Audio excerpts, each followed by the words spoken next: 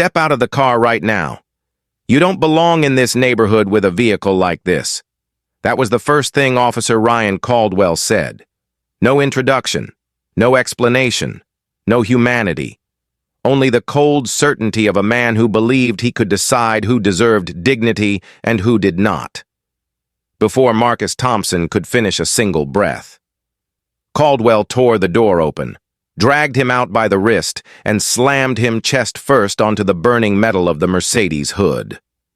The shock hit Marcus like a hammer. His ribs tensed, his palms flattened against the heat.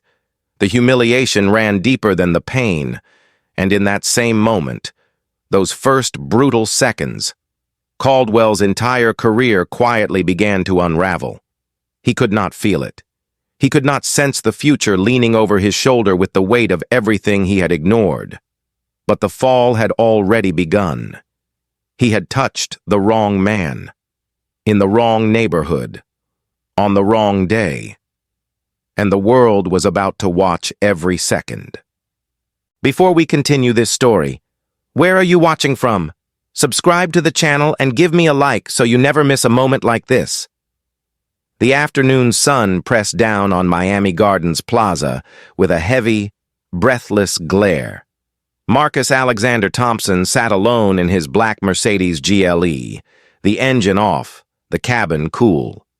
His reading glasses rested low on his nose as he reviewed the final lines of a landmark opinion that had consumed his mind for months. He read the same sentence again, slowly, making sure the words carried the weight they deserved. Qualified immunity shall not shield officers who engage in racially motivated enforcement absent articulable, reasonable suspicion.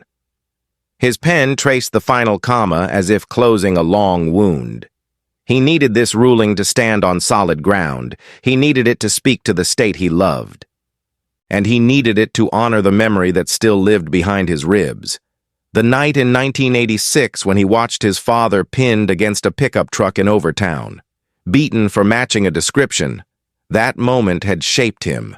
It had shaped his voice, his judgment, and his long patience with a country that often saw him as a shadow before it saw him as a man. In the far corner of the parking lot, Officer Ryan Caldwell and Officer Mia Rodriguez sat in their cruiser finishing a directed patrol pass.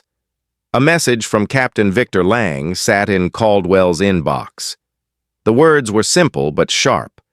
We're down 18% on enforcement activity. Numbers matter. Caldwell had read that line 3 times before his shift. It had planted an old hunger inside him. A pressure, a permission, a push to find something, anything, to justify his authority. When Caldwell saw the Mercedes, he locked onto it the way a storm finds a still patch of air. The windows were tinted darker than the legal limit, 15% instead of 28%. That alone was enough for him. He ran the plates, clean, registered to a Marcus A. Thompson, Coconut Grove address. That answer should have been the end. Instead, Caldwell leaned forward, narrowed his eyes, and said quietly, "No way this belongs to him." He stepped out of the cruiser with a certainty that had no foundation in law. Only assumption, only prejudice, only the long shadow of unchecked power. He marched across the lot with one hand already near his holster. Marcus noticed the reflection of the uniform in the side mirror and felt a quiet shift in his chest. A familiar rhythm, a familiar warning. He lowered the window exactly 3 inches. Old habit, old survival. It had saved him more than once. Caldwell did not approach with care. He struck the glass with the heel of his hand hard enough to make the frame shake. "Step out right now." His voice carried the tone of someone who believed resistance was already happening. Marcus kept his own tone even. "Officer, can you tell me the reason for the stop?" No answer. Caldwell repeated the command. Louder. Marcus tried again, with the same calm that had carried him through years of hearings and dissents. "Officer, can you tell me the reason for the stop?" The third time. Caldwell responded not with words, but with force. He yanked the door open, seized Marcus by the wrist, and twisted. Marcus's body struck the hood with a heavy, breath-short sound. His cheek felt the heat first, then the metal, then the humiliation. His breathing tightened, but his voice stayed silent. Across the lot, Jade Simmons, an 18-year-old freshman at Miami-Dade College, looked up from her phone. She saw the scene in one clear line of sight. She clicked record without hesitation. Her hands shook, but her lens did not. Caldwell slapped the cuffs on with deliberate pressure. The metal dug into Marcus's wrists until the skin pressed white. Marcus winced once. Quietly. More from the familiar sting of history than the pain itself. Rodriguez arrived seconds later. She saw the clean plates. She saw the calm posture.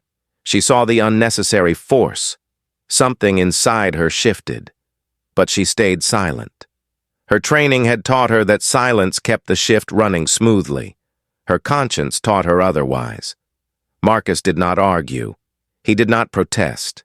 He did not reveal his name or his title. He let the moment unfold exactly as it would have unfolded for any black man without a badge, without a platform, and without power.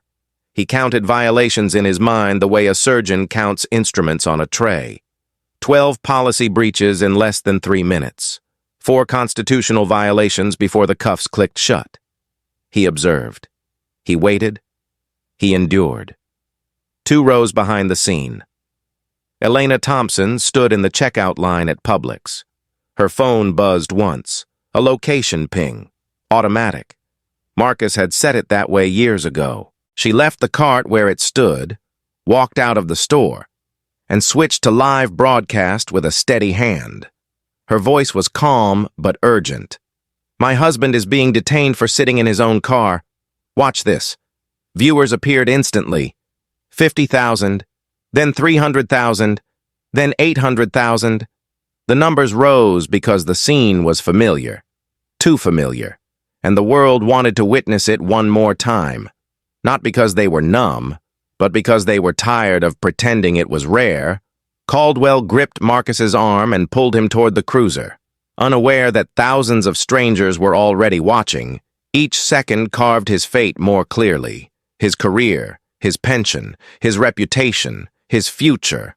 All of it leaned over the edge, waiting for the final push. The hood of the cruiser reflected Marcus's calm posture as he sat in the back seat. The door closed. Darkness and metal surrounded him. He breathed once, with measured discipline, and thought only of the sentence he had written minutes earlier. A sentence meant to protect men exactly like the one he was expected to become when he stepped out of this car. A man with no title, no protection, and no assumption of innocence. He would not reveal himself yet. Not here, not now. The truth would come later, and it would change everything. The first minute after the arrest felt sharp and disorienting, but the second minute carried a deeper truth. Officer Ryan Caldwell believed he had complete control. He believed the man in his custody was powerless. He believed the badge on his chest still protected him from consequence. He had no idea that time itself had already turned against him. 45 minutes from now, every step he took would stand on public record. Every choice he made would live forever in the eyes of millions. And he would have no shield left.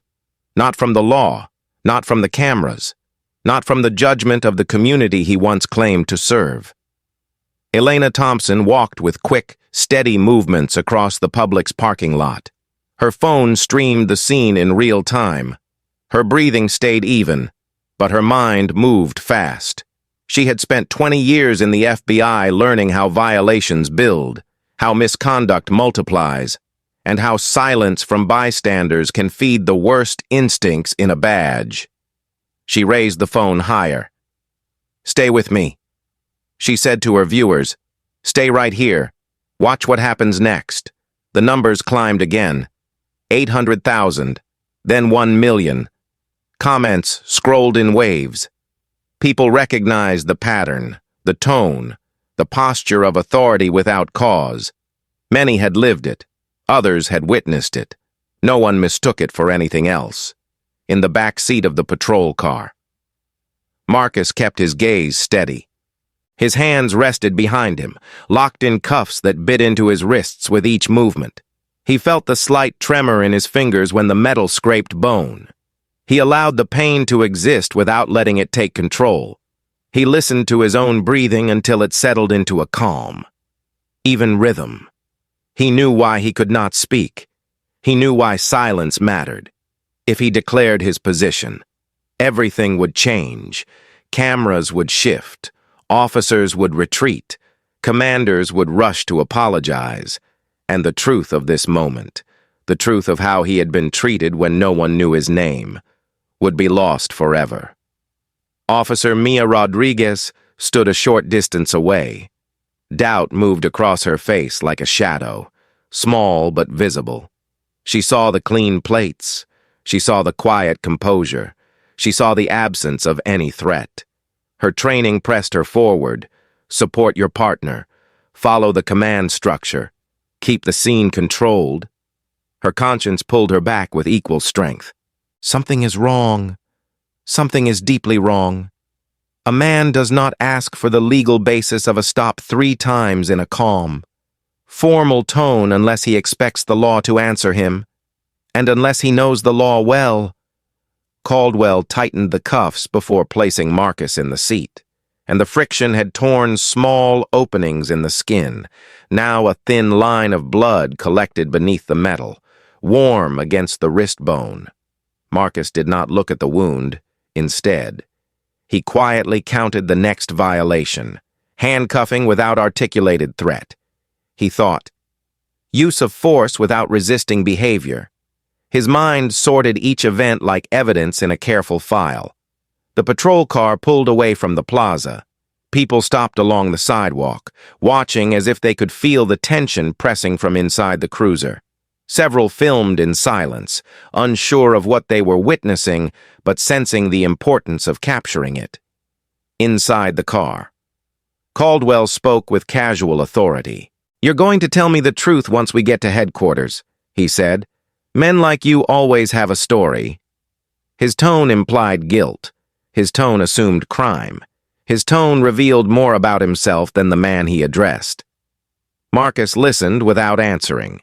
He knew silence often pushed a man like Caldwell into louder, sharper mistakes. He allowed the officer's certainty to grow unchecked. The downfall would be cleaner that way. He kept his eyes forward, focusing on the reflection of his own face in the metal grate between the seats. He looked calm. He looked steady. He looked exactly like the man he had learned to be in a world that judged him before it met him. At the same moment, Elena reached her car and set the phone on the dashboard. The stream continued without pause. She spoke clearly, with the calm authority of a former agent who knew how to narrate a crisis. "He has committed no crime," she said. "He was sitting in his own vehicle. This is a detention without cause. Stay with me and watch the entire process." Her words created a sudden quiet among her viewers. They understood her tone. They recognized the weight of experience behind it. 2 blocks away, Jade Simmons continued filming from her position on the curb. Her video caught every detail: the twist of the wrist, the press of the shoulder, the slam against the hood. She followed the patrol car until it turned the corner. Her hands shook, but she kept recording. She knew the world needed this angle. She knew the world needed every angle. Her upload hit 100,000 views before she finished walking back to her dorm. At headquarters, the building's concrete walls reflected the heat. Caldwell pulled Marcus from the cruiser and guided him inside. He deactivated his body camera with a quick tap. The hallway camera above him recorded the gesture in sharp clarity. He reactivated the camera, then turned it off again moments later. The second ceiling camera captured that too. Each click became another silent sentence in a future report. The desk sergeant glanced at the cuffs, glanced at Caldwell, and glanced at the quiet man with steady posture. Something in the sergeant's expression changed. He leaned closer to Caldwell. "What exactly have you got here?" he asked. Caldwell answered with certainty. Not evidence. Suspicious vehicle. Suspicious individual. Probably fraud. Maybe stolen property. The sergeant nodded, though discomfort flickered in his eyes. Marcus stood without moving. He kept his shoulders square, his breathing slow, and his mind focused. He was walking into a system he understood intimately. He had studied its laws. He had written its opinions. And today, he would let it show itself without interference, in another part of the building. Detective Laura Hayes received a call from the front desk. She had been investigating Caldwell for 8 months. She knew his pattern. She knew his history. She knew the 6 men who had already filed complaints. When she heard the name Marcus Thompson, her pulse sharpened. At first, she could not believe it.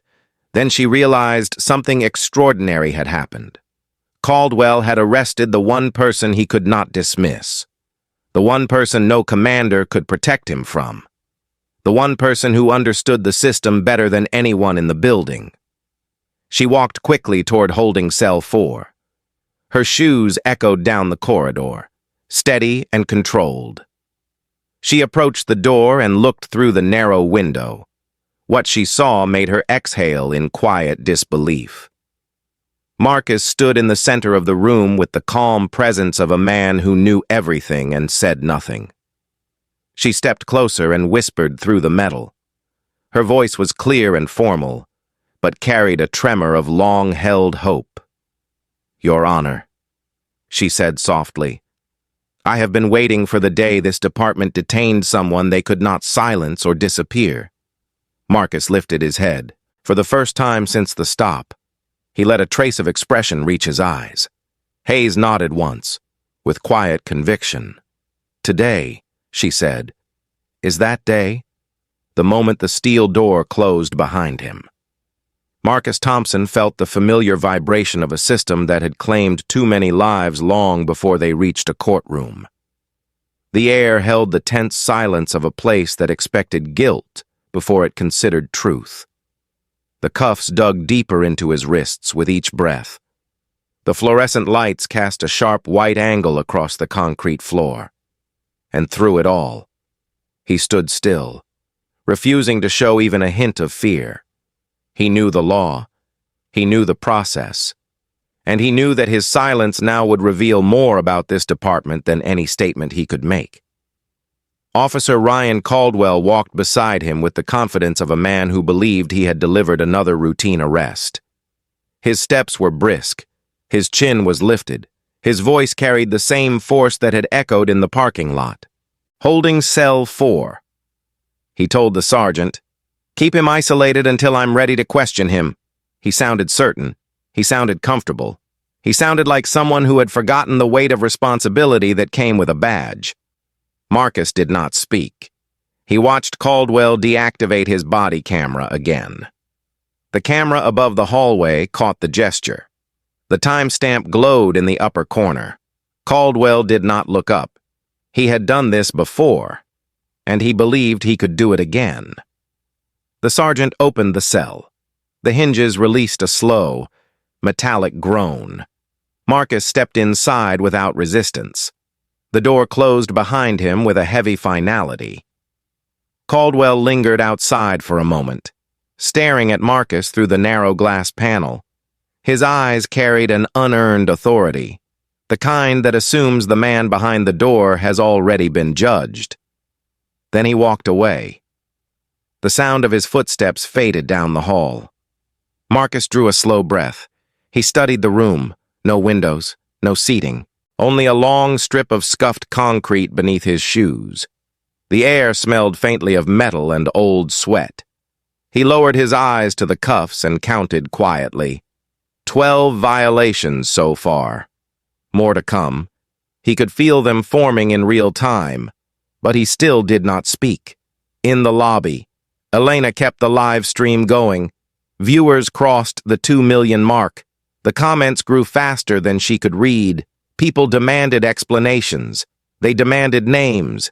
They demanded accountability. She stayed calm. "We are staying right here." She said, "We are watching this to the end." Her voice was steady, her face held control, but her heart beat with a mother's fear and a wife's quiet terror. She knew how fast these encounters could spiral. She had seen cases where a man's life changed forever in the space of a single hallway. She had investigated officers who walked into rooms like this and walked out with lies written into official reports. She also knew that Marcus, of all people, understood the danger.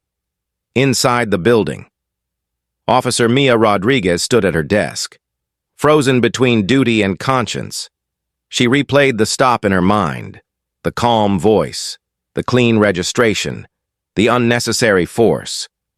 She felt the first sharp edge of guilt. She wondered why she had remained silent. She wondered what she could have done differently. Then she wondered what Caldwell might do next.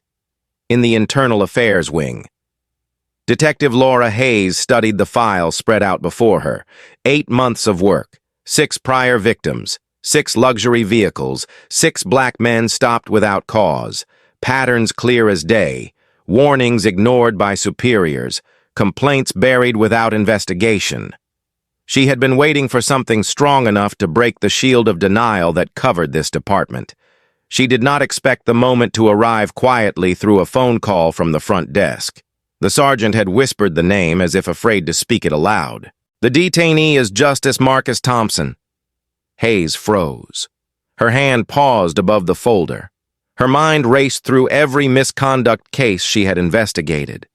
She knew what it meant to hold the title justice. She knew the weight of opinions that reshaped state law. She knew what kind of man wrote the rulings she had studied in academy training. She also knew what Caldwell had just done. She moved quickly, walking through the corridor with a controlled urgency. Each step matched the beat of realization. This was the moment she had waited for. This was the moment the department could not hide. This was the moment that could rewrite everything. When she reached the door to holding cell 4, she stopped. She looked through the small window. Marcus stood in the center of the room with his hands bound behind him, shoulders straight, face calm. He looked like a man who carried more dignity in silence than most carried in speech. Hayes opened the small slot in the door. She lowered her voice to protect him from the walls that listened. "Your Honor," she said gently, "please know that I am here because this officer has been under investigation for months." Marcus lifted his eyes. They met hers through the narrow opening. Hayes continued, her voice steady. "You are not the first, but you may be the last, because you are the one person they cannot dismiss. You are the one person they cannot lie about, and you are the only person who understands exactly how to expose what has been happening here for the first time since the stop." Marcus spoke. His voice was calm, measured, and formal. "How long have you been watching him?" 8 months, she answered. 6 victims, all ignored, all buried, and I needed someone with enough weight to break the silence. Marcus nodded once. It was not approval. It was recognition. Hayes stepped back. "I need you to know," she said quietly, "that what happened today may change the course of this entire department. But it cannot happen without your voice." Marcus remained still. His silence was not refusal. It was strategy. He needed to understand the next step. He needed to know how far the department would go before learning the truth. Caldwell returned moments later and entered the interrogation room with artificial confidence. He believed the man in custody was vulnerable. He believed he could intimidate him. He believed the department would stand behind him as it always had. He did not know that the next few minutes would become the turning point of his life. Hayes watched Caldwell from across the hall with a gaze that held quiet certainty. She knew what was coming. She knew the law better than Caldwell did, and she knew who Marcus Thompson truly was. As the interrogation began, Marcus prepared himself, not to defend his innocence, but to document every misstep, The walls had no idea they were about to hold the beginning of a downfall that would echo far beyond this building. The interrogation room was small, stark, and silent. Yet it held the weight of a turning tide. Marcus Thompson sat with his wrists cuffed in front of him, the metal pressing against tender skin that had already darkened from the strain. He kept his breathing steady. He kept his posture straight. He knew that silence often reveals more truth about an officer than any confession from a detainee. The clock on the wall clicked with slow certainty. Every second carried him closer to the moment when the entire structure of this department would split open. Caldwell entered with a swagger shaped by years of unchallenged authority. He closed the door with a sharp push, letting it slam against the frame. He believed he was in control. He believed he had cornered a suspect who lacked the power to resist him. He believed that intimidation would bring the outcome he wanted. He had no idea that every breath he took in this room would mark the end of his career. He moved to the table and dropped a file folder with a loud thump. "Start talking," he said. "Where did you get this car? Who did you take it from?" His voice carried contempt. His posture conveyed suspicion. His tone announced guilt long before evidence appeared. Marcus raised his eyes. His expression remained calm, but his silence felt heavier now. He had endured force. He had endured humiliation. But here, in this small room, he would reveal the truth with precision, not by asserting his title, but by asserting the law. Caldwell stepped closer. "You can make this easier," he said, "or you can make it harder. People like you think you can talk your way out of anything. Not today." The insult hung in the air with cutting sharpness. Caldwell mistook Marcus's silence for fear. He believed intimidation had taken hold. He misread everything. Detective Laura Hayes watched the scene quietly through the one-way glass. Her hands were clasped in front of her, tightening and loosening with slow control. She had waited 8 months for a moment strong enough to expose Caldwell. Now it was unfolding in real time. She studied Marcus's posture and recognized a familiar discipline, the posture of someone who understood the stakes far better than anyone in the room. Caldwell leaned forward. "Tell me who owns the vehicle," he said. "Tell me why you were sitting in it. Tell me where you got the money for it." Each question struck the air like an accusation. Each question carried racial weight he never acknowledged. Each question revealed more about his own biases than any crime he claimed to investigate. Marcus finally lifted his head. When he spoke, his voice was measured, firm, and carefully paced. "Officer Caldwell," he said, "are you familiar with the 11th Circuit's holding that tinted windows alone do not create reasonable suspicion for a lawful detention?" Caldwell blinked. The words unsettled him. He had expected excuses, anger, fear. He had not expected a legal citation spoken with the clarity of someone who had memorized it long before this day. Marcus continued, his tone formal and steady. "Are you aware," he said, "that detaining a driver without articulable suspicion violates both the Fourth Amendment and Florida statutory law?"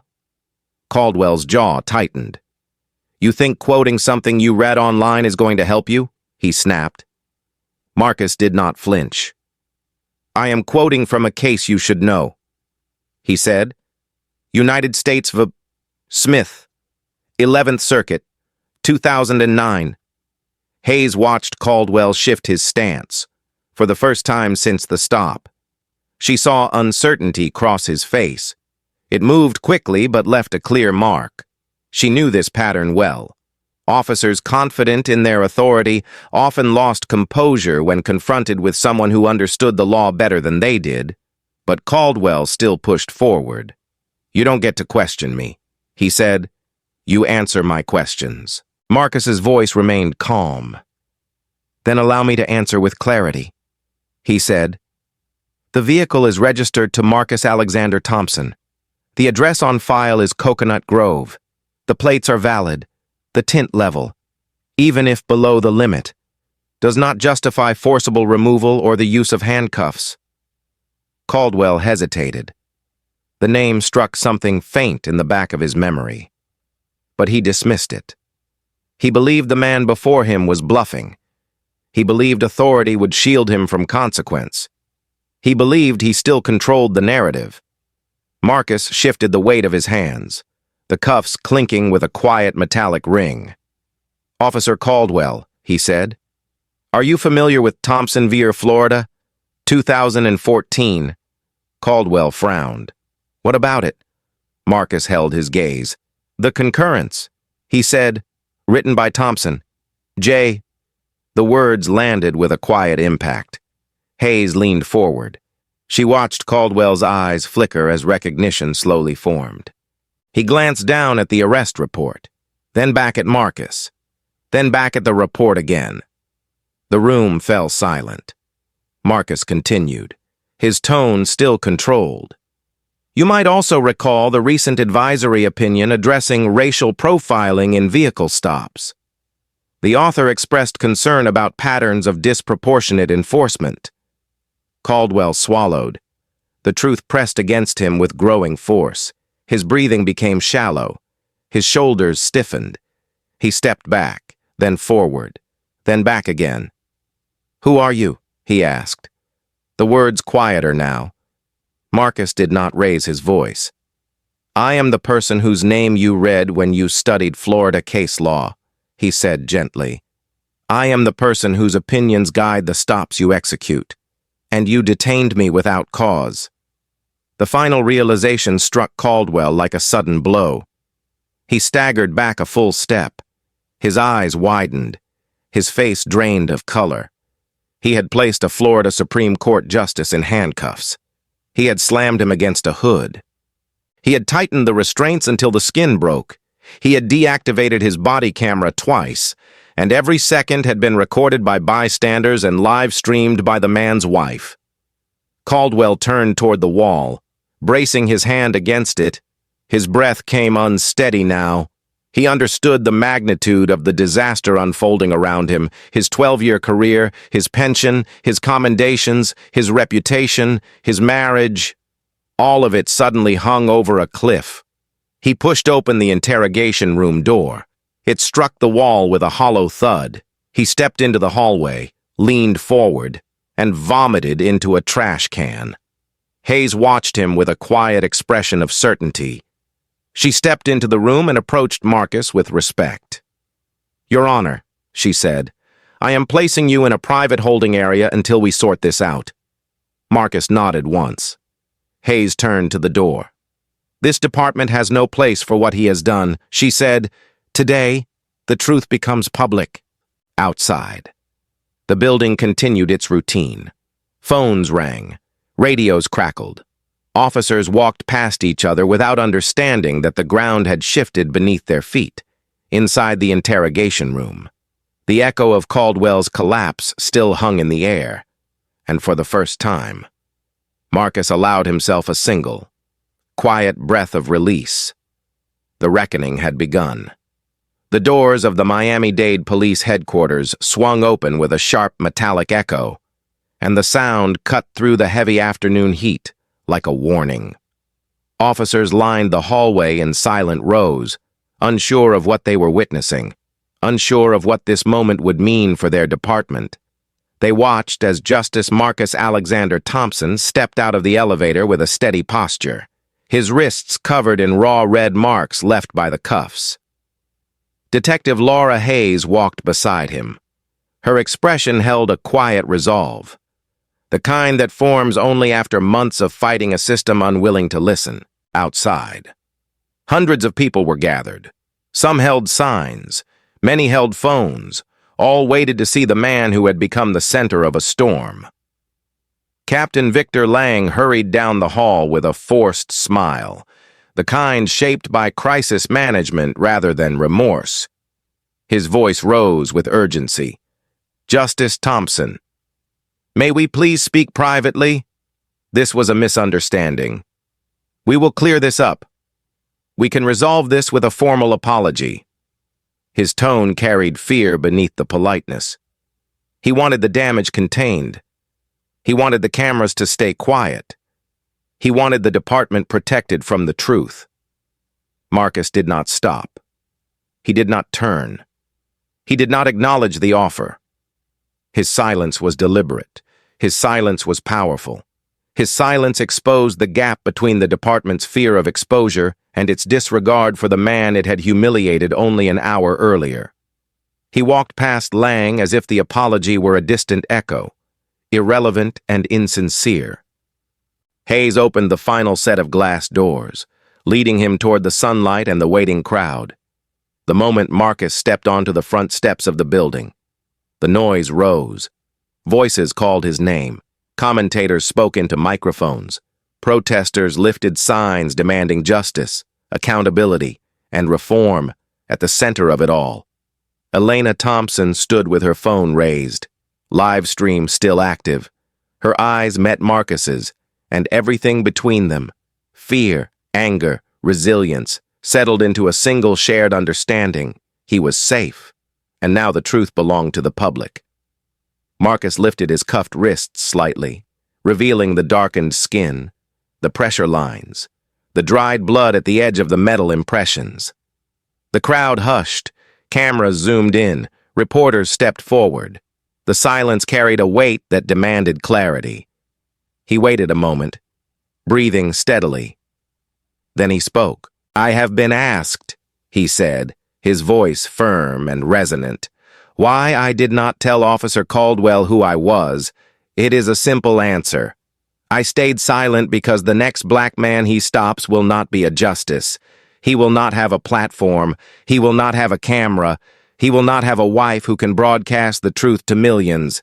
He will not have the protection of a title." His voice deepened with emotion, and the crowd felt the tremble of history in his words. He will be a school teacher, a retiree, a college student coming home from a late shift, a father driving his child to practice, and he deserves the same rights I do. Marcus allowed a pause, letting the words sink into the silence. What happened today was not an isolated mistake. It was not an error in judgment.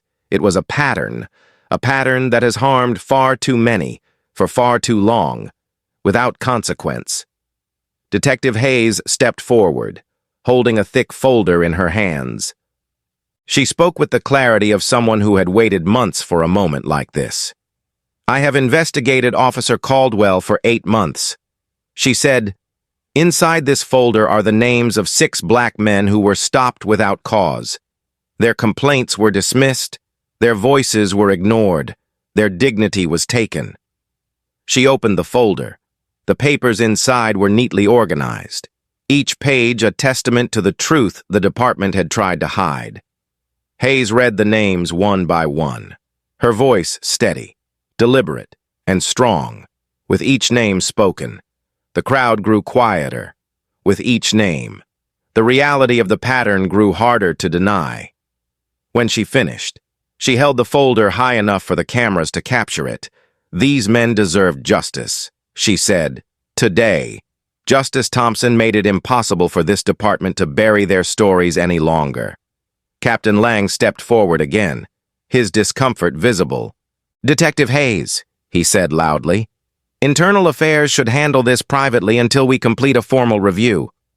She turned to him. "The time for privacy ended when this department ignored 6 victims," she said. "It ended when Officer Caldwell slammed a Florida Supreme Court justice against the hood of his own vehicle." The crowd erupted. Applause, outcry, support. Marcus looked out over the sea of faces, young, old, angry, hopeful. He saw himself reflected in their fear and their courage. He knew the next steps would not be easy. He knew the backlash would come.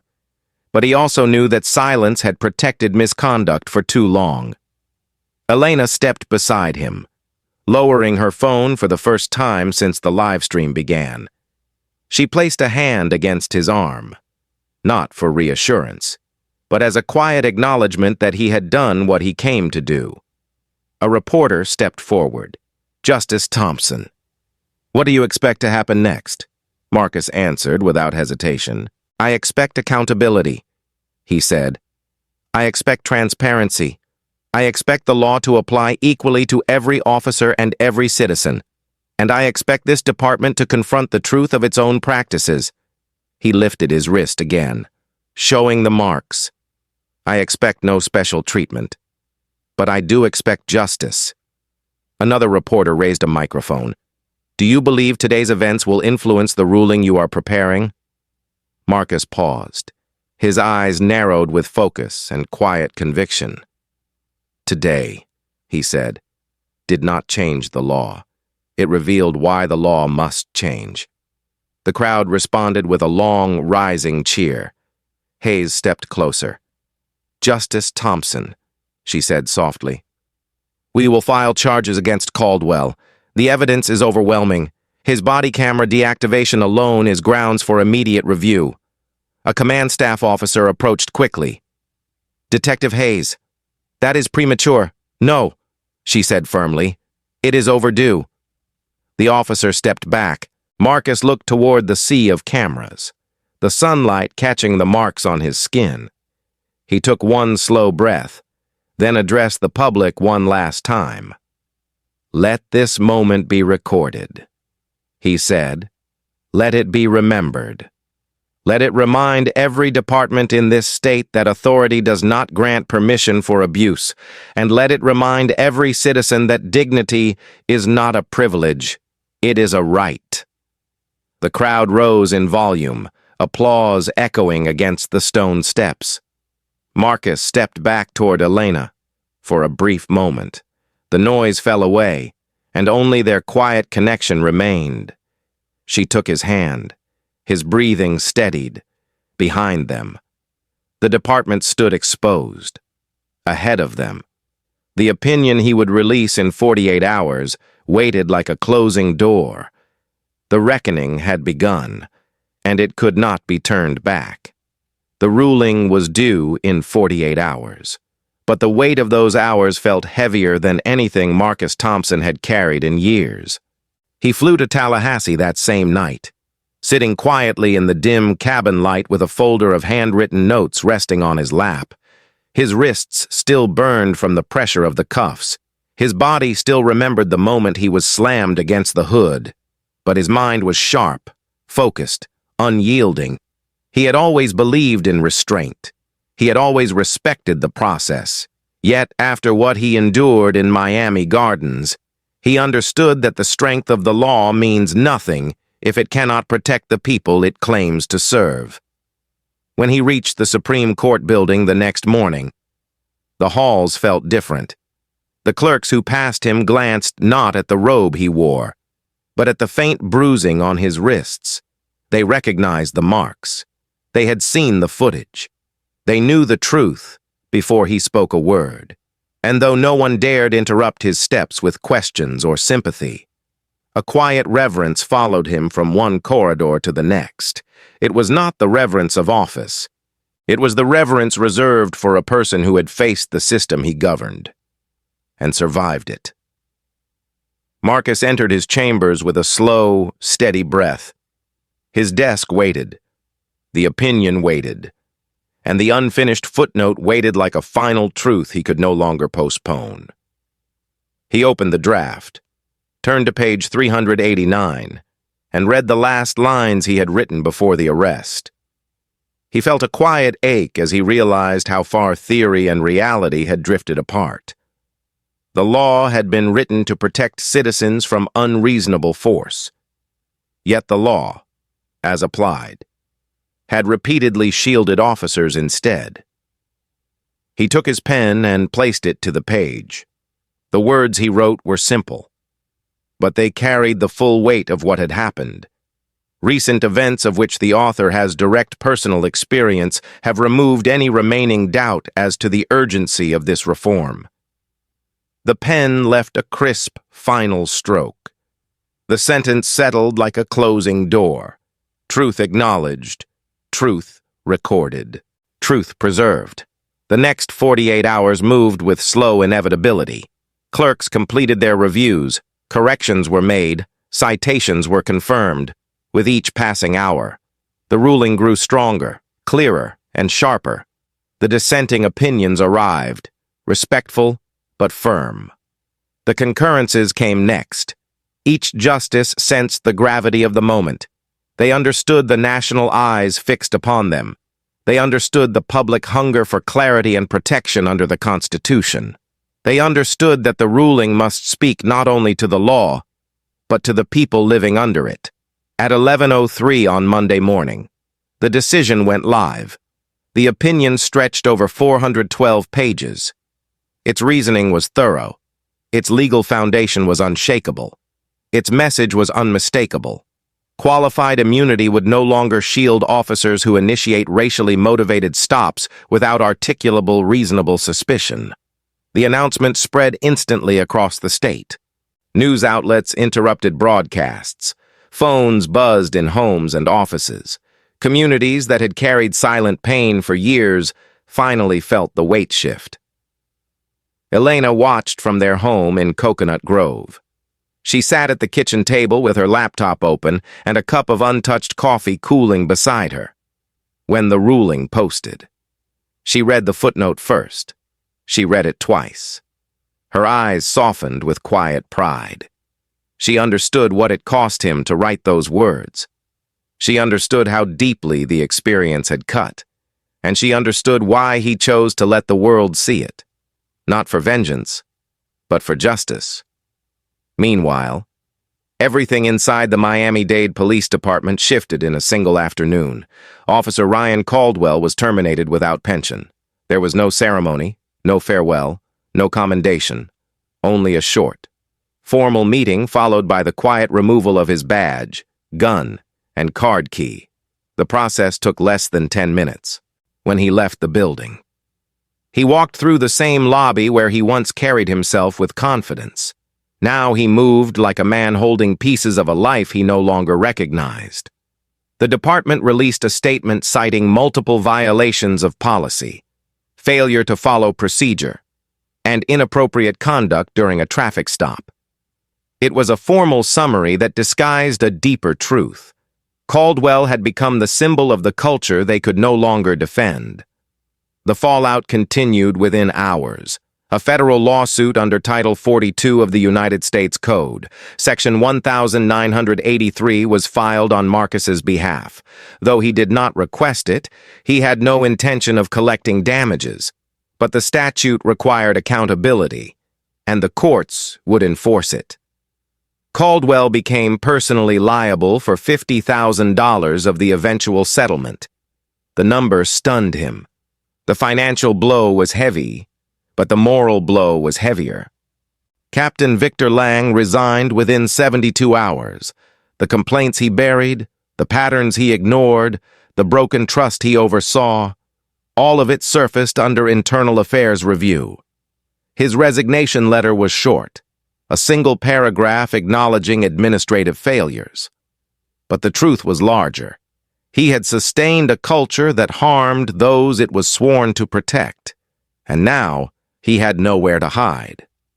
The Department of Justice announced a formal pattern or practice investigation into the Miami-Dade Police Department. The press release cited concerns regarding racial disparities, improper detentions, excessive use of force, and failure to investigate misconduct. Community leaders welcomed the news with cautious relief. Many had waited years for such an announcement. Many had feared it would never come. In Tallahassee, Marcus stepped out onto the courthouse steps after the ruling was released. The sun was bright, gentle, and warm on his skin. Reporters gathered in clusters, waiting to ask questions, waiting to pierce the calm with speculation and debate. But Marcus did not speak. Not today. The opinion spoke for him, and the truth spoke louder than any statement he could make. He walked to his car alone. His steps were quiet and deliberate. He felt the faint ache beneath the bruises on his wrists. He touched them gently, not with anger, but with memory. They were part of the story now, not of his status, but of the system he had spent his life trying to improve. He drove home in silence. The road stretched long and familiar. The wind pressed softly against the windows. And when he entered their driveway, Elena stepped outside to meet him. She did not rush. She did not speak. She simply placed her hand on his arm, and they stood together for a long moment in the quiet. The ruling was done. The truth was public. The reform had begun. Years passed, but the shadow of that afternoon in Miami Gardens never left the people who lived through it. It shaped careers. It altered families. It turned strangers into witnesses, and witnesses into advocates. The memory of those 45 minutes continued to move like a quiet current beneath everything that followed. It remained present in the courtroom, in training academies, in political debates, and in the quiet corners of homes where parents taught their children the fragile rules of survival. And through it all, Marcus Alexander Thompson carried the weight of it with dignity, not bitterness. He had not asked for the moment. He had not wished for the humiliation. But he understood its purpose. The world had changed because of it. Ryan Caldwell's life unraveled in slow, brutal increments. His termination had been swift. His pension vanished. His badge became a symbol of disgrace. His name appeared in national headlines, each article revisiting the stop, the slamming of the door, the handcuffs, the body camera shutdowns, the interrogation room collapse. His wife filed for divorce less than a year later. She could not endure the public scrutiny, nor the loneliness of being married to a man who refused to accept responsibility for his actions. Caldwell moved back to Pensacola and rented a small room in his mother's house. He took a job as mall security, wearing a uniform that carried none of the authority he once wielded so freely. He watched teenagers ride skateboards through the parking lot and realized they had more freedom than he did. The world no longer looked at him with respect. It looked at him with caution, then dismissal. He carried the fall with silent resentment, never admitting that the destruction had begun the moment he chose to pull Marcus from his own vehicle. Officer Mia Rodriguez followed a different path. The guilt she felt in the days after the incident shaped her choices more than she expected. She transferred to the Community Relations Bureau and dedicated herself to rebuilding trust between the police and the neighborhoods they once overlooked. She became a respected trainer, teaching de-escalation with quiet conviction. She spoke plainly to new recruits. She told them that fear cannot justify force, that assumptions cannot replace evidence, and that authority means nothing without restraint. She never mentioned Marcus by name in her classes, but every lesson came from the day she saw an innocent man humiliated and said nothing. Her transformation became one of the department's few redeeming outcomes. Detective Laura Hayes received national recognition for exposing the pattern of misconduct. Federal investigators praised her work.